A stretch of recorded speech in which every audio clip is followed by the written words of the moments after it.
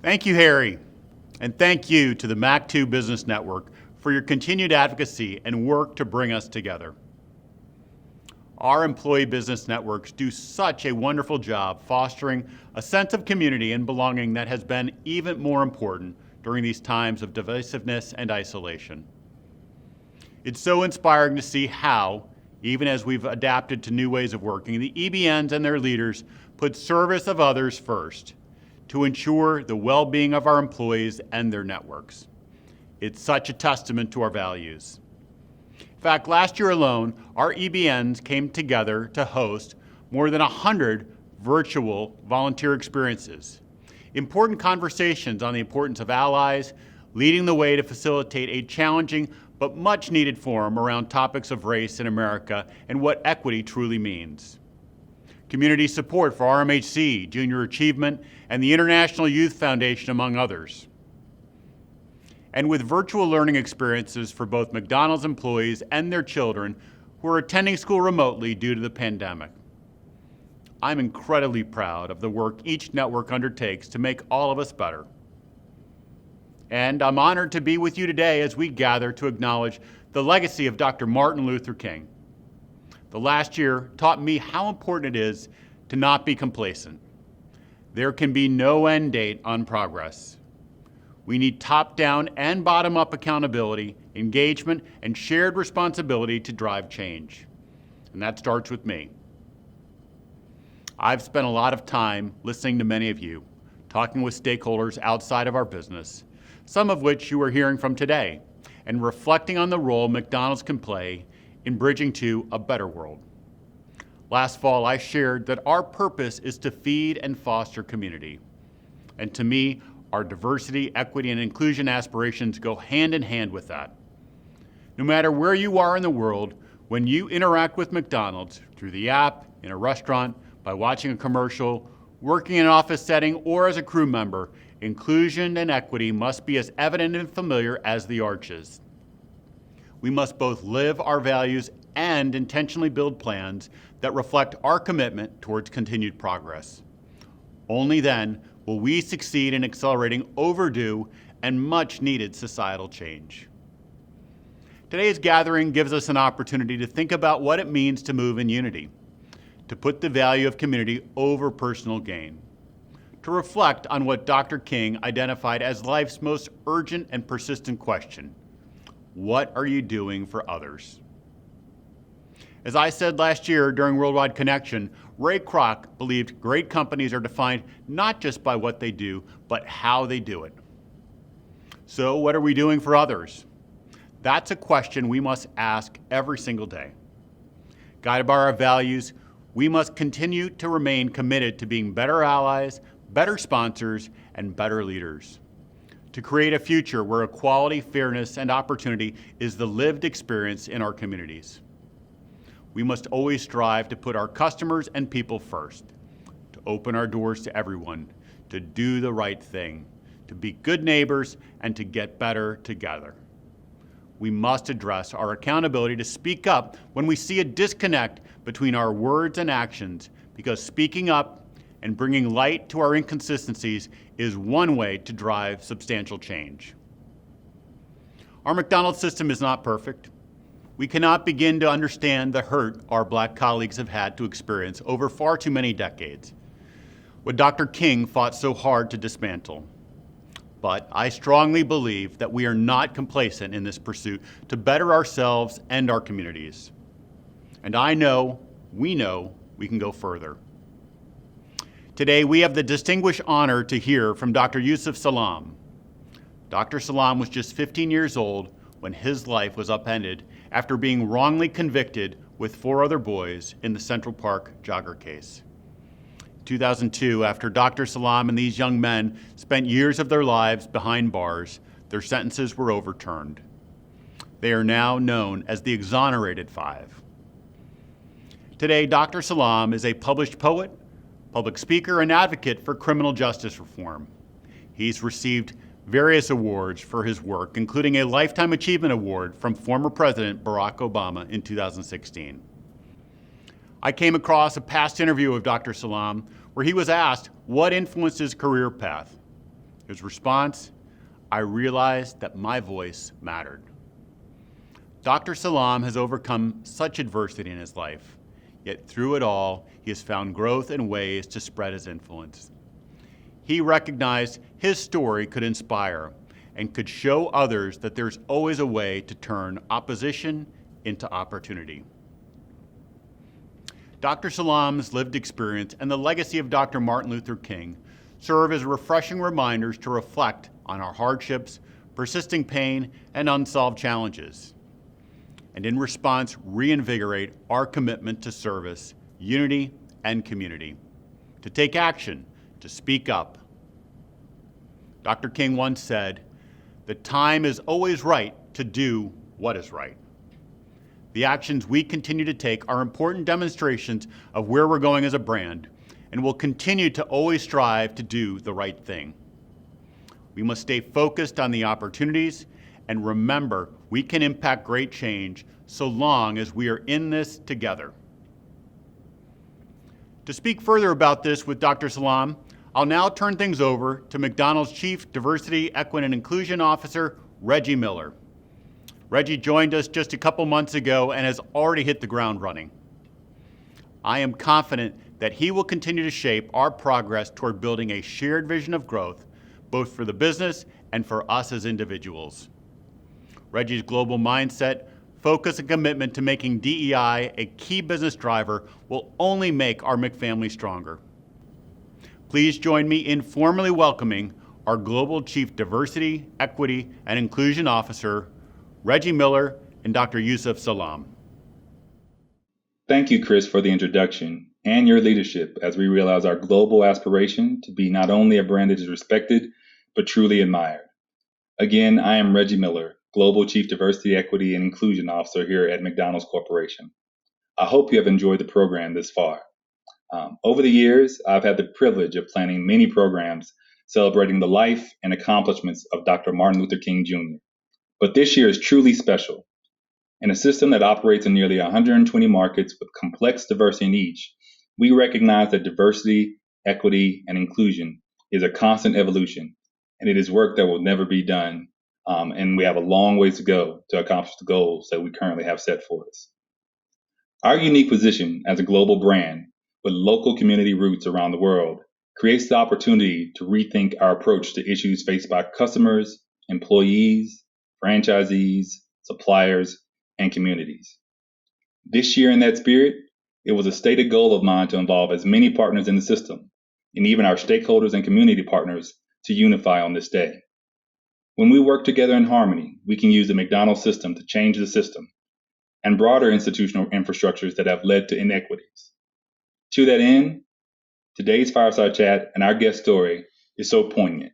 While working on realizing our global ambition, we heard and acknowledged that some people in our own system feel like they haven't been given a fair opportunity.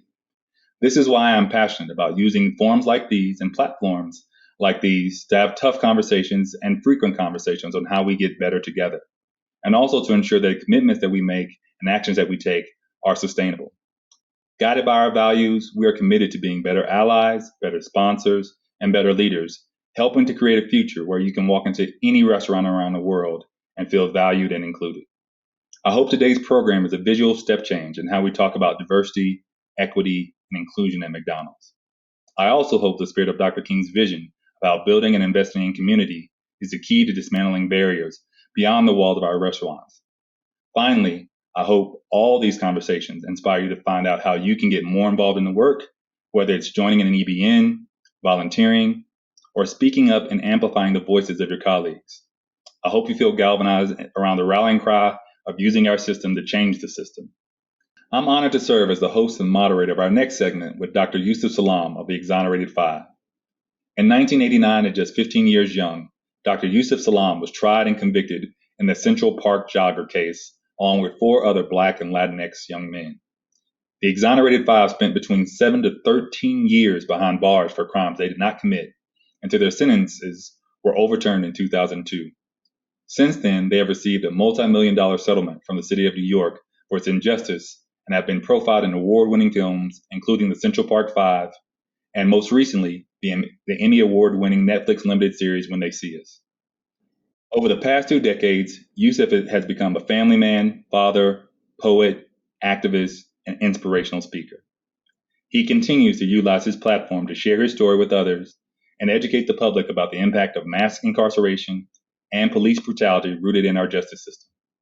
He regularly advocates for criminal justice reform, prison reform, and the abolition of juvenile solitary confinement and capital punishment, specifically restoring humanity of those incarcerated and those downtrodden by the spike wheels of justice.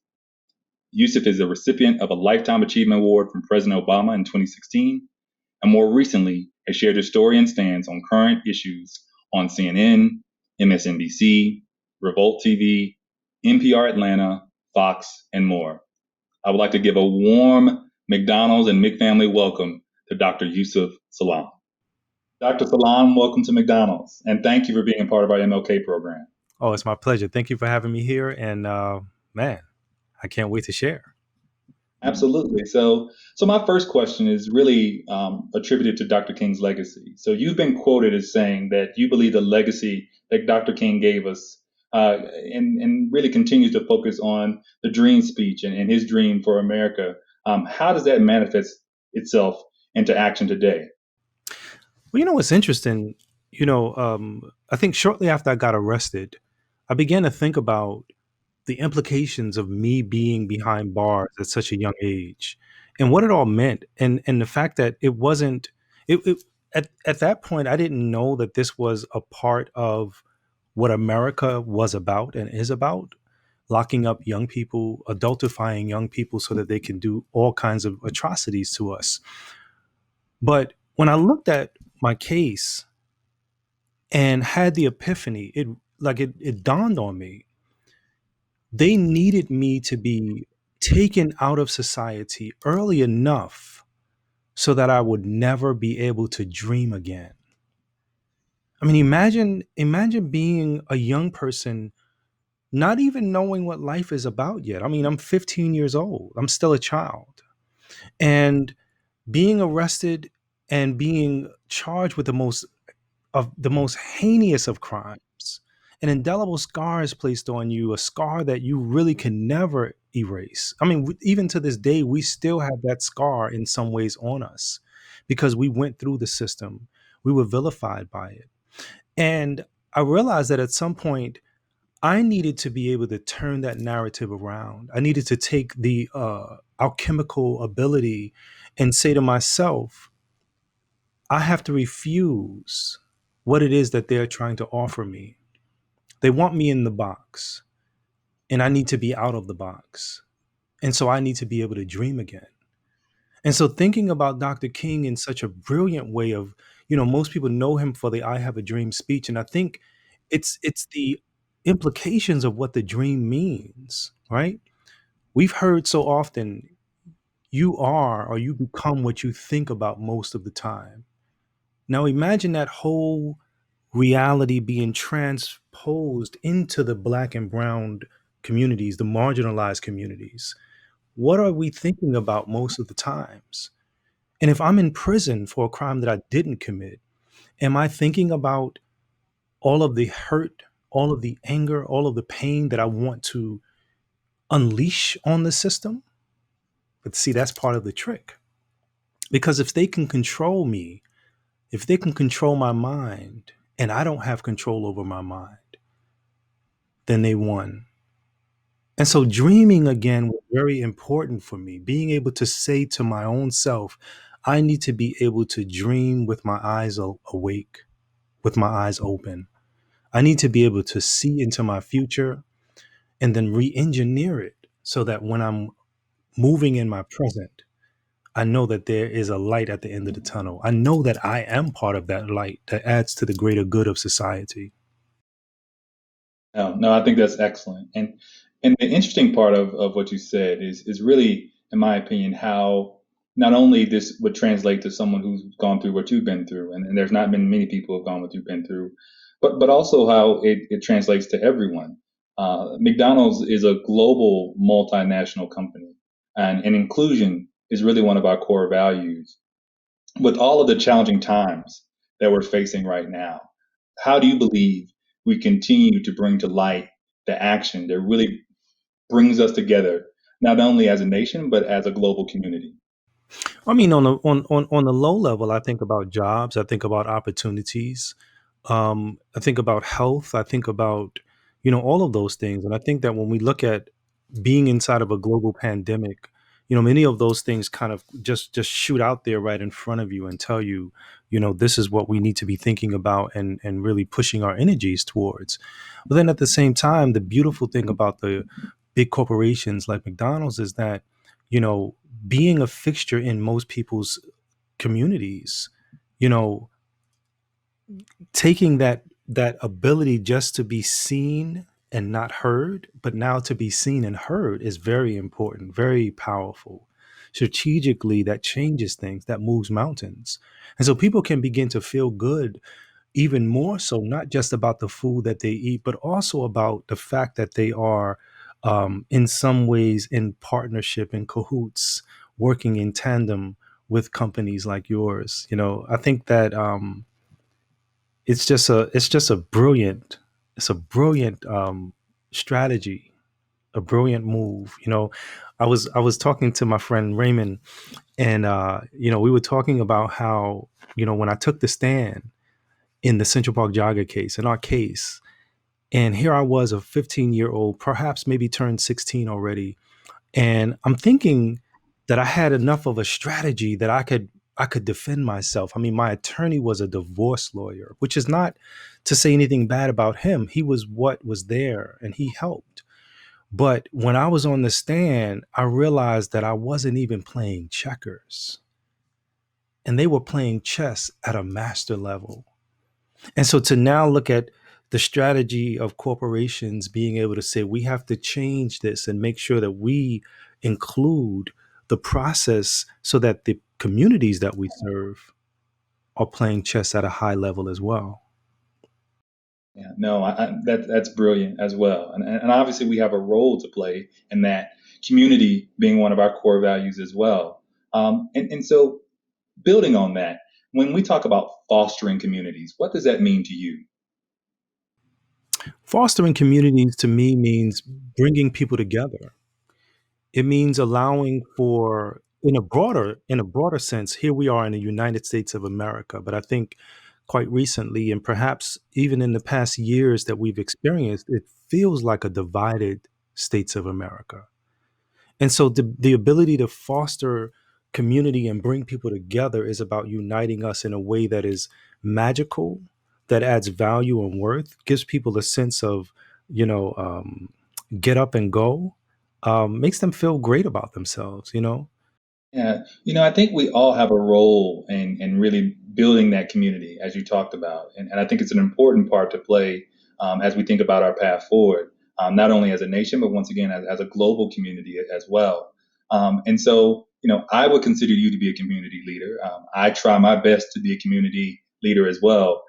So as we think about this next generation, the young generation, and even bringing a finer point to it, our young people of color who are also striving and looking to do big things in the world. What can we do as community leaders to support them? I think that we have to teach people through our example that it's possible, that I'm possible. So, people think about the impossible, but inside of the impossible is I'm possible, right? And I think one of the most brilliant things that I've ever heard was the story of the birds and the bees really clinked up for all audiences. The fact that each of us came into this world and our parents, when they got together, we were one of over some people say one of over 400 million, but I've recently heard of one of over 400 trillion, right? Different possibilities. So imagine the odds of you being born one of over 400 million and you were chosen. That means that you were not chosen, by happenstance. You were chosen on purpose and with a purpose. And if you were chosen on purpose and with a purpose and you have something to give inside of yourself, it means that all of the things, all of the tools, all of the ideas that the world is waiting for resides in you. And a lot of people say, someday I'll get to that. And so they put it on the island called someday I'll. And the worst part about it is that as we begin to enter perhaps sometimes the later phases of life, if we are conscious enough to see it, we begin to realize that we've put too many things on hold. And so the most valuable places, as they say, is not in Saudi Arabia where there's oil, or in Africa where there's gold and diamonds, but it's in the graveyard. It's the place where all of the dreams and hopes and aspirations that have yet to be birthed into society have gone to lay. I think, people ask me all the time, how did you do it? And I tell them that I had to envision the impossible to make it possible. I had to imprint on my mind what it was that I wanted. And then I had to marry that vision with the feeling of what it would feel like, so that as I began to move and re engineer it back into the present state, that I knew that this was a temporary. Me being in prison was temporary, but more importantly, me being in prison, the key that unlocked the prison every single day was where my mind went. Because if my mind was free, the body follows where the mind goes. And that's the most powerful thing that I found out. And so I try to really explain this to young people in particular, because young people have the rest of their lives to live. And when they look at a Yusef Salaam, a Kevin Richardson, Raymond Santana, Corey Wise, or Antron McCray as members of the Exonerated Five, they're looking at people who have gone through the fire, right? Like Meshach, Shadrach, and Abednego. And we don't even smell like smoke. A friend of mine said, thank God I don't look like what I've been through. And I got to echo that all the time. No, absolutely, absolutely, and I tell you, when I talk to young people as well, I talk to them about that. There will be struggles in life. My journey as well wasn't easy. It wasn't the journey that you had, but coming from a very small town in Arkansas, where the year that I met my wife, there were still people who they didn't chop cotton, but they were paid by the day to chop the weeds out of the fields and get paid. And that was in the mid to late 90s. And so not so long ago. And to go from, a young boy who lived there to, being an opportunity to really support the brand like I do today, is my own journey. But it didn't happen without setbacks. It didn't happen without perseverance. It didn't happen without struggle. And so, when I talk to young people, I talk a lot about how to stay the course. And so a lot of what you said definitely resonates with me. Um, Now, transitioning a little bit, I know you had an opportunity to write a young adult novel, Punching the Air, that was like your experience. Why was it important for you to tell that mature story to a young audience? Because I think telling that story to a young audience is also looking at the future, knowing that the answers are there, right? Somebody who's reading Punching the Air is going to be the next president of the United States. Somebody who's reading Punching the Air is going to be the next physicist. Somebody who's reading Punching the Air, as President Barack Obama was leaving office, he said something very interesting, I think. He said, I now get the opportunity to perhaps go back to having the best title anyone can ever have in America, and that is the title of citizen. And so, as a citizen in these United States, it gives us value when we look at what we can do, when we look at the possibilities. It gives us value when we look at the stories that people have experienced in life and realized, we realize that, just like you said a moment ago, it will be tough. It will be hard. But as my good friend Les Brown says all the time, do it hard. It will be tremendously awful sometimes. But what you realize is that if you had not gone through what you've gone through, you will not ever become who you needed to become. And, Punching the Air is a love offering, I think, to give you the understanding of one, the punching the air is a victory punch, and a two, punching the air is you fighting what you can't see. And in some ways you have to give up, as they say in the church, let go and let God, you know. And it's the most amazing thing to do that, because in the faith walk, you realize that as you leap, you grow wings. But you have to believe that you will. And punching the air really speaks about a lot of that. It talks about, the trials of going through something, knowing that you are innocent, and really, more importantly, not just going through something, but really growing through something. No, for sure. And they say that representation matters. And they also say that sometimes if you see it, you can be it. And so, how important for you when writing the novel was it for youth of all demographics to be able to see themselves in your writing? When I partnered with Ibi Zoboi to write Punching the Air, it was a beautiful partnership because, her coming from a Haitian background, me coming from just an American background, although we know about the transatlantic slave trade. So, quite often I may go somewhere and somebody may say to me, ça va, and I'll say ça va bien, or somebody may say nanga def, and I'll say magnifique, and then they'll keep on going, and I'll be like, that's all I know. but but they're telling me that they know that I'm not really just from here, that I'm from somewhere.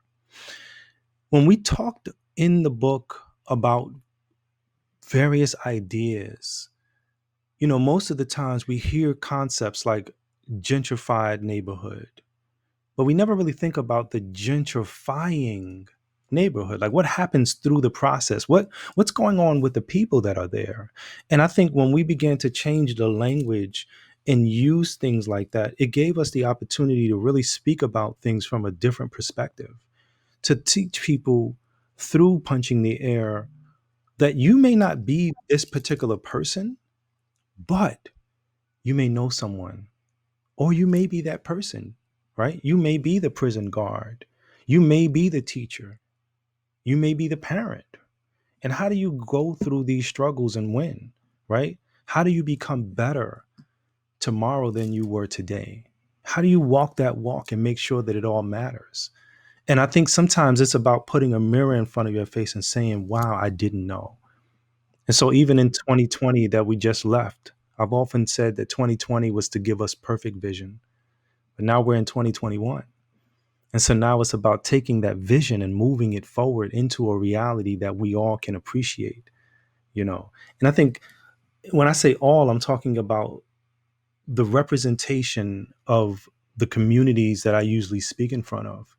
And those communities look like all of us. It's the kaleidoscope of the human family. Oh, absolutely. You talked a little bit about vision, and Dr. King's vision was for all creeds of people to be treated equally and have equity in terms of resources available for their communities. What do you think it will take in order to make sure that we not only have that equality, but also from a resources perspective, have the equity in those communities in order to move forward? It's a little bit challenging to answer that question, only because sometimes when you make it, there's a thing called survivor's remorse. And I remember hearing, I think it was Jay-Z talk about it, and he said, in order for me to really help you, I have to help myself. And I can't just help myself in a small way. I need to be able to not just bake a bread so that I can give you a slice of the bread. I need to bake a bread and then create a bread factory in order to be able to then really make an impact for you. And then the other part about it is making sure that we begin to teach people how to fish, as has been said. Because if you give a person a fish, then they'll eat just for that day. But if you teach them the resources of what they need, then they get the opportunity to participate on a high level. There's a lot of people who are just sitting by the wayside. You know, they're on the road of life, and they pulled over to the side of the road, and because of sometimes the embarrassment of where they may be in life, they don't even put on their blinkers, because blinkers signal to others distress, come and help me. They just turn off all their lights and wallow in it. you know. And I remember hearing this, and I've always attributed it to the higher self in self. And I said, the great philosopher Cardi B was right when she said, "Fall down 9 times, get up 10." Because it's about getting up every single time. Those times build us, shape us, create the survival of the fittest in all of us, and that's what it's about. But having the vision, I think, is the other part that's the most important. Because without vision, without being able to see, without being able to imagine, without being able to dream, then who are we? What are we? Where are we? And why are we? No, that's so brilliant, and so I appreciate you for sharing. And just one quick follow up on that question. Sometimes when we talk about the civil rights movement, we talk about it as if it's history, rather than something that we're still working through today, and how we really think about equality for others. And so as you think about the people who might be allies to the civil rights movement, or you think about those who are also passionate about the things that we need to do to really drive that equality and that equity within our neighborhoods, is there something, a message that you would have for them, who might be listening or watching our conversation today? I think the biggest thing is to keep pushing, is to know that we have the greatest opportunity and the ability to do all that we can. And even if all that we can is just walk 1 inch, that is an inch that we weren't before. The beautiful thing about it is that as we begin to really do all we can, and we begin to wrap all of the ideas, processes, brilliance, power in our deoxyribonucleic acid, it becomes the baton that we can then pass to the next generation in fullness so that they can continue. Because when we think about civil rights is really human rights. It is the inalienable rights that the creator gave all of us, that some people say, well, you're not deserving of this. And I think the people in power, it works to their benefit for them to have a narrative that doesn't have the fullness of the story. And so people think, oh, the civil rights was in the 60s. That's just like when I talk sometimes to young people about slavery. They say, man, why are you talking about slavery? That happened so long ago. Slavery was just yesterday. And when we think about the prison industrial complex and the brilliant works by Michelle Alexander, we realize that the prison industrial complex is the new slave system, right? And so I think on the flip side of that, the people who are doing the work, we can't ever give up hope. We can't ever think that what we're doing is not enough, because it is. We can't ever think that what we're doing doesn't matter, because it matters to someone. Even giving a smile to someone, as they say, is charity. Even opening up a door to someone, helping someone out, being able to empathize in a way that is meaningful just by empathizing, it means something and it helps. And I think it's about keeping on, it's about pressing forward, and it's about the people who are in the front realizing that we are about to be there. And now we got to dig in. Now we got to push forward in a way that we haven't pushed forward before. Find the strength in a way that we haven't had the strength before. And know that individually it's on you and collectively it's on us. Absolutely. You've made it one of your life's missions to educate people on the issues of false confessions, police brutality, and misconduct, and the disparities in America's criminal justice system. What are you currently working on to accomplish that goal, and what kind of support do you need to help realize that goal? I tell you, I'm working on my memoir. I can't wait for the world to read the full story, because it's not just about where we was introduced into society, right? We were introduced to society as members of the Central Park Five, and now we are known as the Exonerated Five.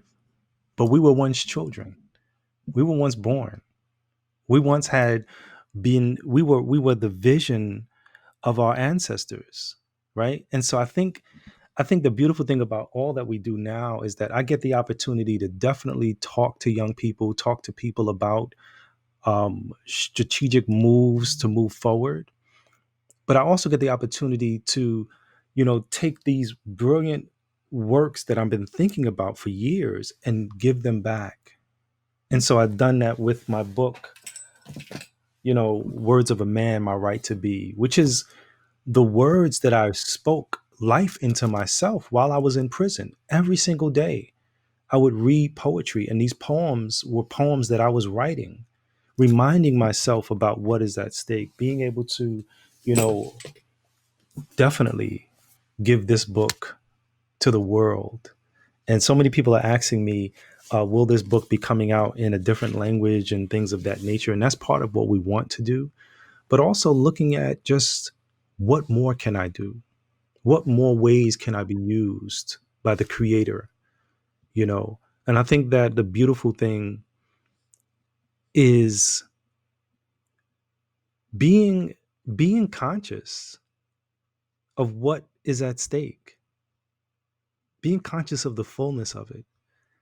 I get the opportunity to sometimes be called a celebrity and sometimes sit back and just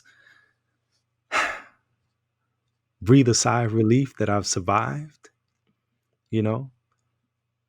And it's those moments I think that gives you the opportunity to get back up and keep on fighting. And so my ultimate hope is to continue to add to the greater good, to allow my body to be used in a positive way, to positively charge other people forward and let them know that, like I said before, it's possible. You're possible. So this has been an awesome conversation. I have one last question for you. Hopefully, I hadn't beat you up too much thus far. But as we move into 2021, what is your biggest wish or dream, not just for Black and Brown communities, but for all of us as global citizens? Wow. The biggest wish, the biggest dream is to get some meaningful wins. I don't, when I think about the war that we're in, I've often said it's not a black or white thing. People think that we're fighting black people versus white people. That is so far from the truth. We're really fighting spiritual wickedness in high and low places. And to be able to have some really meaningful wins is not to say I need other people to be shot down as black folks have been shot down, but it is talking about being able to have a system that works. When the founding fathers said, "We the people," we weren't part of that. We were still considered three-fifths of a human being. And now we are the people. And I think that we have to be able to speak life into that. We have to be able to create a world that is inclusive of that. And I tell you, it's such a beautiful space to be in, to be a part of that process, to be a part of that dream, but ultimately to know that if I have that vision, if I have that dream, then I know that it's going to happen. And so the comfortability, the smile, the grace of it is just like, man, all of this is still building us into making sure that we become the best of our own selves as we attain what it is that we are looking for. Dr. Salam, talk us through the path for your honorary degree and how that's inspired or informed the spaces that you speak in now. They wanted to give the honorary doctorate to all members of the exonerated five. And unfortunately, because of conflicts on schedules and things like that, I was the only one that showed up. And so I was awarded that honorary doctorate of humanities. And in my mind, I always thought about that. I said, man, how powerful it is to be honored in such a way where someone sees you and says, because of the work that you've been doing, we want to give you the accolades, the roses for you to be able to smell in life, as opposed to waiting until you die. And so, it's an honorary doctorate. Um, but I think the beautiful thing too is that someone said to me, I think it was Les Brown who said this to me. He said, if you speak to a person as they should be, you raise them into what they can be. But if you speak to people where they are, they stay where they are. And so there's these brilliant moments sometimes where, and this is part of full disclosure, full transparency. Sorry too. Sometimes I sit back and I'm speaking and I say to myself, wow, man, did I say that? And I'm taking notes. And I realized that the beautiful thing about it is that in terms of being able to give this a perhaps a fuller picture, there's a poem that I wrote in prison. And it's a poem that I never truly fully understood until perhaps 2018 and then 2019. We knew that we were creating this film When They See Us, and we didn't know we had a certain level of recognition in society, but we didn't know what it was going to be after the film came out. And once the film was released, it was like we went from being able to orbit the globe to being able to orbit the furthest reaches of the universe. Celebrity wasn't even enough to be able to describe what was happening. And the beautiful thing about it was that being humble in that process was great. And then I remembered this poem that I wrote, this poem that I always said was given to me, and it's called Venus and Mars. I'm walking down the corridor in Clinton, Dannemora, one of the most horrific prisons in America. And I'm walking down this corridor, and all of a sudden, I began to feel this desire to write. And I asked someone to give me a napkin, and I started writing on this napkin. And these are the exact words. I never revised it, never changed it. And the words that came out on paper were, in between Venus and Mars is the center of our attraction. Of those connected to the stars, hardly a fraction. It behooves man to work for the day when this will all end. Life is mortal, so follow the way of those heaven sent. Awaken and receive that which will give you life, or remain horizontal and never begin the flight. For the solution, I'll descend from amongst the stars, and I'll meet you in between Venus and Mars. And I said, man, how could I have been told that I would be amongst the stars?